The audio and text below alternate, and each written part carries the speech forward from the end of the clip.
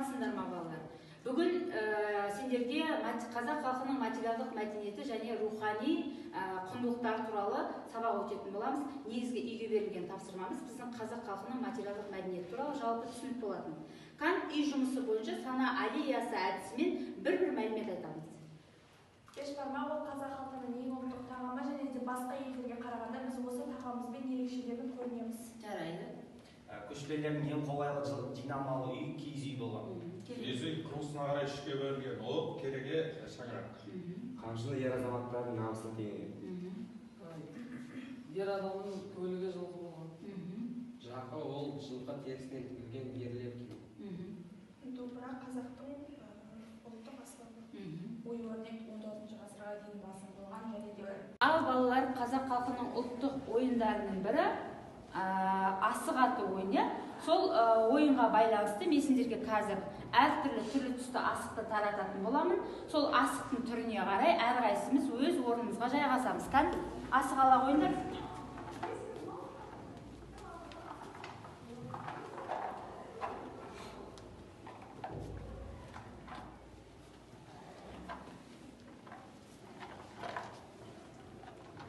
Асық алған оқушылар өз орындарына жайғаса берсін.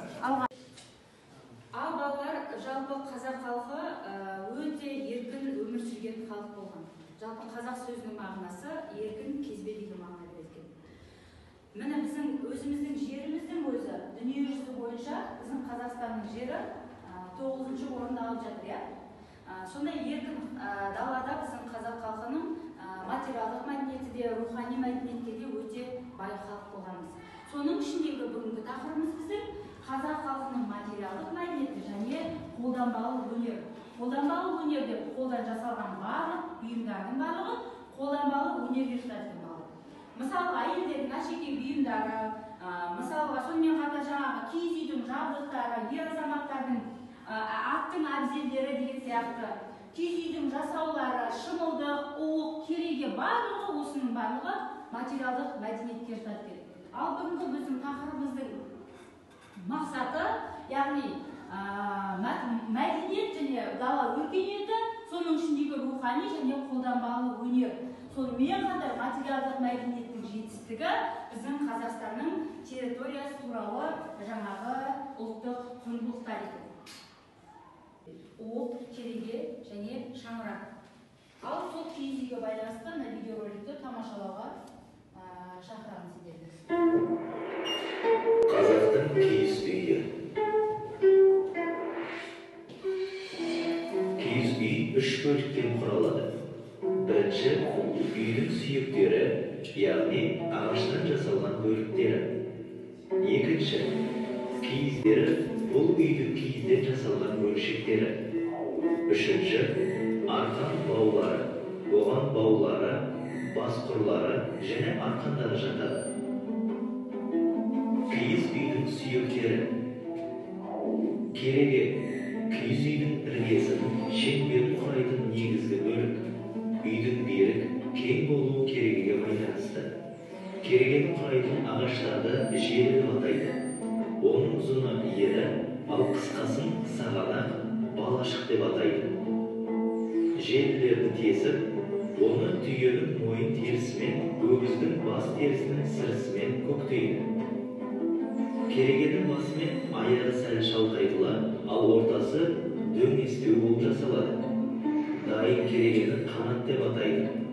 Керегелер бір-біріне таңғыш құр арқылы жалғасады. Керегелер сонымен қатар бас арқан арқылы өзінің беріктігін сақтап тұрады. Ол керегенің бас жағынан тартылады. Сәндік үшін және керегенің басы қуырлықты қажамас үшін бас арқанның тұсынан басқұр жүргізіледі. Жеке-жеке тапсырма беремін. Қазақ халқының материалдық мәдениетіне байланысты өз ойларында ортаға салынды.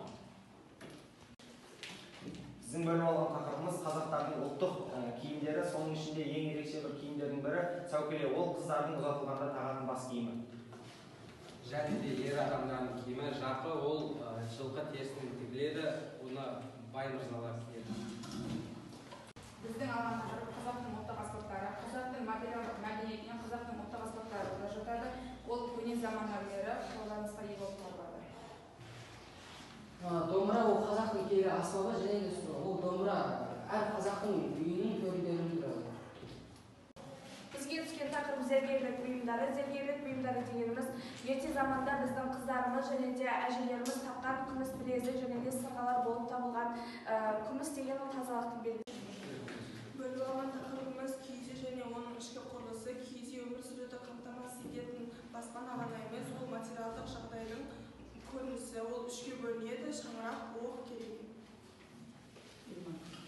Киіз үйге кіргендер төрден оң жаққа қарай ер азаматтардың бұйымдары, яғни қару-жарақтары тұрған, солға қарай әйел азаматтардың бұйымдары тұрған, яғни үйге керек-жарақ тұрмыстар қолданылған.